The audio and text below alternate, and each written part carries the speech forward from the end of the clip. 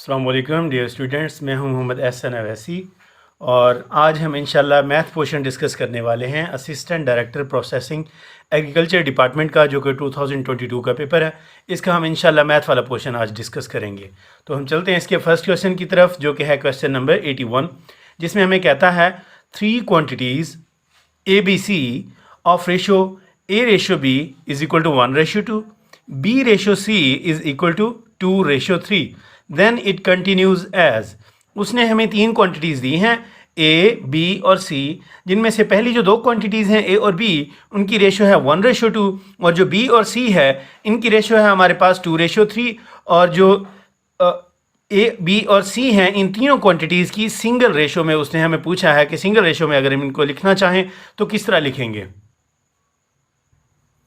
तो स्टूडेंट्स, अगर इस तरह की 3 क्वांटिटीज़ दी हुई हों, जैसा कि A/B है, उसने हमें दी है, इनकी रेशो है हमारे पास 1/2, और इसी तरह B/C जो है इनकी रेशो उसने हमें दी है 2/3। अब वो कह रहा है कि इनकी सिंगल रेशो बनाएं A/B/C की फॉर्म में।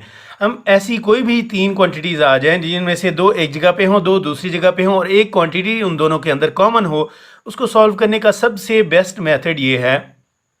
आप किस तरह करते हैं, जो क्वांटिटी उन दोनों रेशियोज़ के अंदर कॉमन हो, उसकी वैल्यू उन दोनों रेशियोज़ के अंदर हम सेम कर देते हैं। लेकिन इस गिवन क्वेश्चन के अंदर उसकी वैल्यू तो दोनों के अंदर सेम है, और वो वैल्यू कितनी है? वो है 2। देखें, यहाँ पे भी b की वैल्यू 2 है, यहाँ पे भी b की वैल्यू 2 है। तो हमारे पास फाइनल रेशियो जो बनेगी, जब ये वैल्यू दोनों के अंदर सेम आ जाए तो हम उसको एक बार लिख देते हैं। तो b की वैल्यू हमारी एक ही बार आ जाएगी 2, और c की वैल्यू अब कैसी आ जाएगी, जो अब इक्वल करने के बाद अब c की वैल्यू जो बनी है 3 है, और a की वैल्यू क्या है हमारे पास, वो 1 है। तो A/B/C हमारे पास बनेगी 1/2/3। इसको मज़ीद अगर समझना हो तो मैं आपको एक और एग्जांपल के ज़रिए समझा दूं।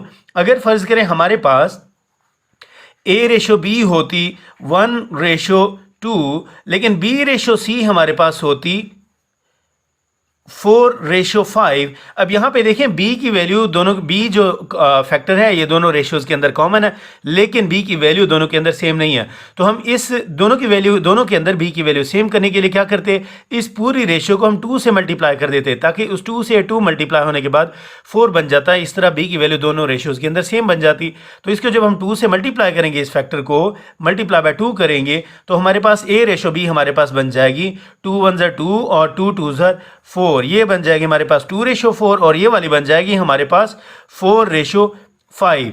तो हमारे पास ओवरऑल ये जो रेशो बनेगी 2/4/5 बनेगी। ये हमारे पास फाइनल आंसर होगा A/B/C का। अगर बीच वाली जो रेशो है उसकी वैल्यू अगर डिफरेंट आ जाती है तो उसको हम इस तरह सॉल्व करेंगे। लेकिन गिवन जो हमारा क्वेश्चन था, इसके अंदर तो b की वैल्यू दोनों रेशियोज़ के अंदर सेम थी, तो इसलिए हमारे लिए इसको करना बिल्कुल मुश्किल नहीं था। इसलिए हमारा जो फाइनल आंसर बना वो बना 1/2/3। तो स्टूडेंट्स, नेक्स्ट क्वेश्चन जो है वो हमारे गिवन पेपर का है, क्वेश्चन नंबर 83। इसमें हमें वो कहता है, if the radius of a circle is 1 centimetre then its area in millimetre squares is.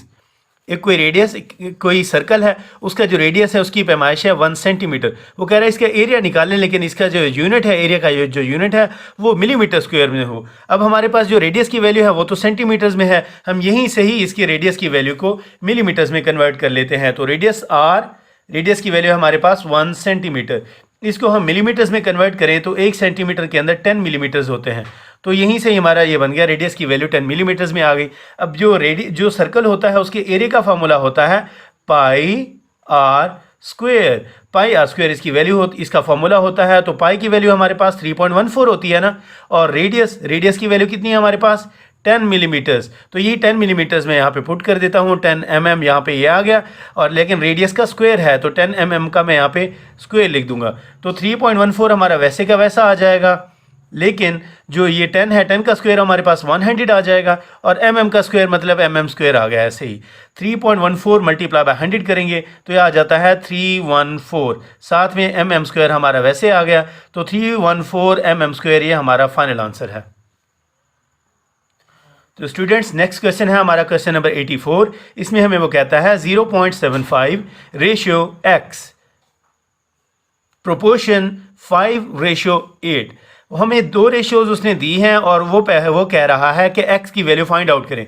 इसको करना बिल्कुल मुश्किल नहीं है। जैसे जो उसने रेशियोज में दिया है ना, इसको हम फ्रैक्शन की फॉर्म में कन्वर्ट कर लेते हैं। उस तरह करना हमारे लिए बहुत ज़्यादा आसान हो जाएगा।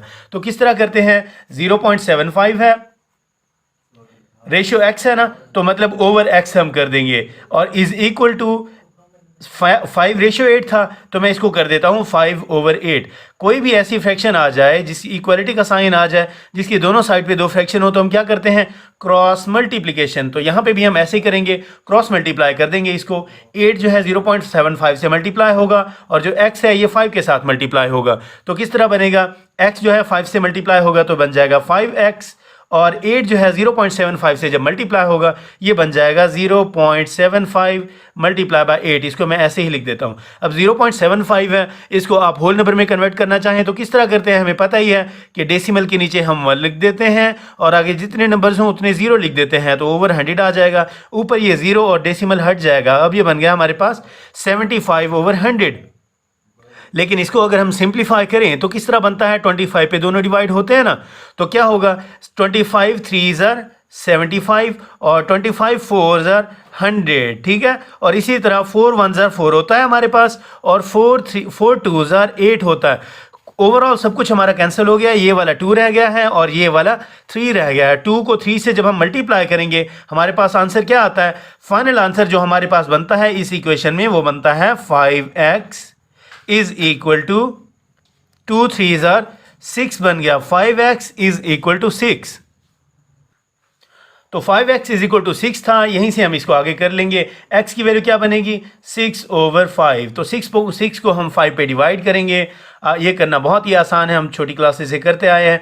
5 1s are 5 बनता है, और इससे नीचे हमारे पास रिमाइंडर आ जाएगा 1। हम यहाँ पे डेसिमल पॉइंट लगाएंगे, यहाँ पे 0 लगा देंगे, तो 5 2s are 10 बनता है। तो 1.2 ये हमारे पास फाइनल आंसर है।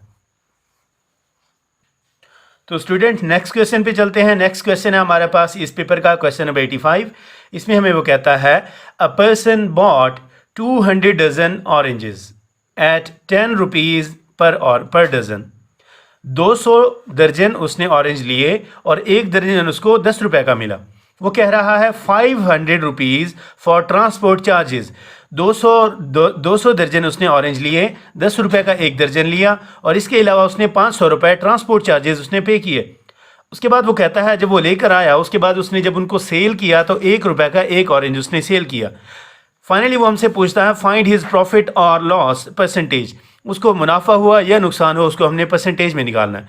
ये क्वेश्चन करना बिल्कुल हमारे लिए मुश्किल नहीं है। हम इसको आगे कैरी करते हैं। किस तरह करेंगे, देखिए उसने किस तरह लिए, 200 दर्जन लिए उसने ऑरेंजेस, ठीक है ना, 200 डजन लिए ना, और टोटल इसके ऑरेंजेस कितने बनेंगे, 200 मल्टीप्लाई बाय 12। तो टोटल ऑरेंजेस उसके बन गए 12 2s are 24 होता है, 2400 ये हमारे पास ऑरेंजेस बन गए,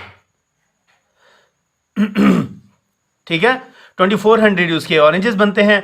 आगे हम देखते हैं कि 10 रुपीज़ उसने पे किए एक डजन ऑरेंजेस के लिए, और टोटल उसके ऑरेंजेस कितने हैं, 200 डजन हैं, ठीक है। एक दर्जन जो ऑरेंज है उसके उसने 10 रुपीज़ पे किए। 200 डजन ऑरेंजेस हों तो उसके कितने पे करेगा वो, 2000 रुपीज़, ठीक है। 2000 रुपए के 2400 ऑरेंज उसको मिले, लेकिन टोटल इसका एक्सपेंस सिर्फ यही 2000 रुपए नहीं आया, इसके अलावा भी उसको ट्रांसपोर्ट चार्जेस भी उसने पे किए। ट्रांसपोर्ट चार्जेस कितने थे, ट्रांसपोर्ट चार्जेस थे उसके 500, ठीक है। तो 2000 रुपए उसने पे किए ऑरेंजेस की प्राइस, और इसके अलावा 500 रुपए उसने पे किए ट्रांसपोर्ट चार्जेस। तो टोटल उसको जो कॉस्ट पड़ी, कॉस्ट प्राइस जो उसके ऑरेंजेस की थी वो थी 2000 प्लस 500, कितने बनते हैं 2500 रुपीज़ के उसको ऑरेंजेस मिले। कितने ऑरेंजेस मिले, 2400 ऑरेंजेस मिले, ठीक है। उसके ट्रांसपोर्ट चार्जेस अगर हम 500 रुपीज़ इसमें प्लस करें तो टोटल उसको जो कॉस्ट पड़ी, जो उसकी कॉस्ट प्राइस थी वो उसकी चली गई 2500 रुपीज़ पे, ठीक है। तो 2500 रुपए के उसने 2400 ऑरेंजेस लिए। अब वो सेल करने की बात करें तो वो कहता है एंड सोल्ड ₹1 ईच, मतलब 1 रुपए का एक ऑरेंज उसने सेल किया। तो टोटल उसने जो सेल किए, सेल प्राइस उसकी किस तरह निकालेंगे, एक ऑरेंज 1 रुपए का है, तो 2400 ऑरेंजेस कितने रुपए के बिकेंगे उसके, 2400 रुपए के, 2400 रुपीज़ के।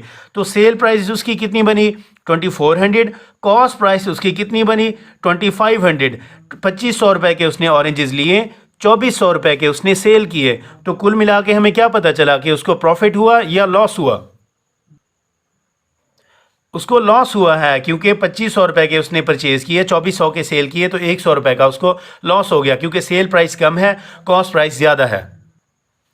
तो हम उसका लॉस निकालेंगे, loss is equal to cost price minus sale price होता है, लॉस होता है।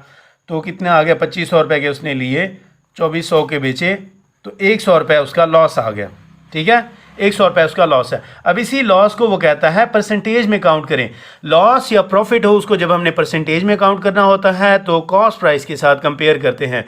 तो उसकी जो लॉस है वो है हमारे पास 100 रुपीज़, और उसकी जो कॉस्ट प्राइस थी कितने के पड़े थे उसको, 2400 रुपये के ऑरेंजेस और 500 रुपये उसका एक्सपेंस। कॉस्ट प्राइस उसकी कितनी थी 2500 रुपये, 2500 उसकी कॉस्ट प्राइस थी, लॉस उसका 100 रुपीज़ है, और इसको परसेंटेज में कन्वर्ट करना है तो हम 100 के साथ मल्टीप्लाई कर देते हैं। 20 से 20 इसको कैंसिल हो जाएंगे, 100 ओवर 25, 25 1 ज़ा 25 होता है, 25 4 ज़ा 100 बन जाता है। तो ओवरऑल 4% हमारा फाइनल आंसर आ गया, 4% उसको लॉस हुआ है, यही हमारा फाइनल आंसर है। तो स्टूडेंट्स नेक्स्ट क्वेश्चन में वो हमें कहता है the difference between discount of 35% and 2 successive discounts of 20% was 22। Find the amount of bill. एक कोई सर्टेन बिल था, उसके ऊपर हमने दो तरह से डिस्काउंट दिए। या तो ये है कि हम उसके ऊपर एक साथ ही 35% डिस्काउंट दे दें, ठीक है। दूसरा तरीका ये है कि एक बार उसके ऊपर 20% डिस्काउंट दिया, फिर जो रिमेनिंग वैल्यू बची उसके ऊपर दोबारा से 20% डिस्काउंट दिया, ठीक है। ये बज़ाहिर आपको 40% डिस्काउंट लग रहा है, लेकिन टोटल 40% डिस्काउंट नहीं है जब ये दूसरे वाला केस है, ठीक है। वो हम निकालते हैं, मैं आपके सामने निकाल कर दिखाऊंगा। लेकिन एक केस में उसने 35% डिस्काउंट दिया, दूसरे केस में उसने 2 बार 20% डिस्काउंट दिया। मतलब एक बार यूँ समझें कि अगर चीज़ की प्राइस 100 रुपीज़ थी, एक बार उसने 100 का 20% डिस्काउंट दिया, यानी कि कितना, 100 में से 20 निकाल दिए, 80 रुपये बच गए। अब 80 के ऊपर दोबारा से उसने 20% डिस्काउंट दे दिया, ठीक है। तो 2 बार डिस्काउंट दिया, ये वाला केस हो या 2 बार 20% डिस्काउंट देने वाला केस हो, इन दोनों डिस्काउंट्स में जो ओवरऑल डिफरेंस आ रहा है वो बता रहा है वो 22 है। वो कह रहा है टोटल जो अमाउंट थी बिल की वो हम पता करें, ये हमने अभी पता करनी है। तो स्टूडेंट्स जैसा कि हमारे इस क्वेश्चन की स्टेटमेंट से ही जाहिर है, 2 बार जो 20% डिस्काउंट देंगे उसकी वैल्यू ज़्यादा बनेगी, एक ही बार जो 35% हमने डिस्काउंट दिया उसकी वैल्यू कम बनेगी। तो हम 2 टाइम्स जो 20% वाला डिस्काउंट है उसकी वैल्यू, रफ वैल्यू जो लेंगे उसमें से 35% वाले डिस्काउंट को हम माइनस कर देंगे, इज इक्वल टू 22 निकल आएगा। इस तरह हमारे पास इक्वेशन बनेगी, मैं आपको बनाकर दिखाता हूँ। हम किस तरह करेंगे, फ़र्ज़ करें जो हमारा कोई भी आर्टिकल है उसकी प्राइस x है, ठीक है ना, उसकी प्राइस हमारे पास x आ गई। अब इस x प्राइस पे जब 20% उसने डिस्काउंट लगा दिया तो हमारे पास क्या बनेगी, x का 20%, यानी कि 20 ओवर 100 आ गया, ठीक है। x का 20% हो गया और ये वाला हो गया इसका 20% डिस्काउंट, प्लस अब x में से 20% निकल जाए तो कितना रह जाएगा, 80% रह जाएगा, ऐसे है ना। 80 ओवर 100 हमारे पास बाकी रह जाएगा। अब इसके ऊपर भी दोबारा से उसने 20% डिस्काउंट लगा दिया, यानी कि x का 20 ओवर 100, ये दूसरी बार उसने डिस्काउंट लगा दिया। इन दोनों डिस्काउंट को हमने प्लस किया और इसमें से माइनस कर दिया x का 35%, ठीक है, 35 ओवर 100x। ये हमने इसमें से 20% वाले 2 डिस्काउंट्स को प्लस किया, उसमें से 35% वाला डिस्काउंट हमने माइनस कर दिया। तो अकॉर्डिंग टू स्टेटमेंट वो कहता है इन दोनों जो डिस्काउंट्स हैं इनका जो डिफरेंस है, the difference between the discounts of 35% and 2 successive discounts of 20% was 22। इनका जो डिफरेंस आ रहा है वो आ रहा है हमारे। तो इसको हम आगे लेकर चलते हैं। ये किस तरह करेंगे हम, ये देखिए ये 35 ओवर 100 है, तो यहाँ पे क्या करेंगे, देखिए 1 0 से इसका 1 0 कैंसिल हो जाता है, इसके भी 1 0 से इसका 1 0 कैंसिल हो जाता है।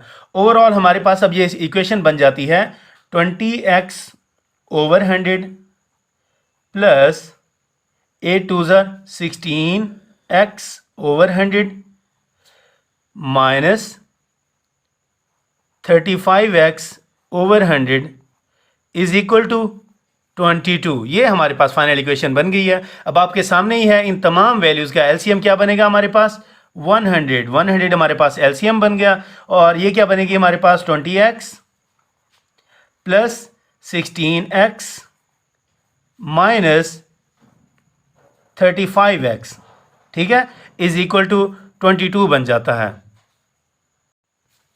तो हमारे पास बनता है 20x plus 16x minus 35x over 100 is equal to 22।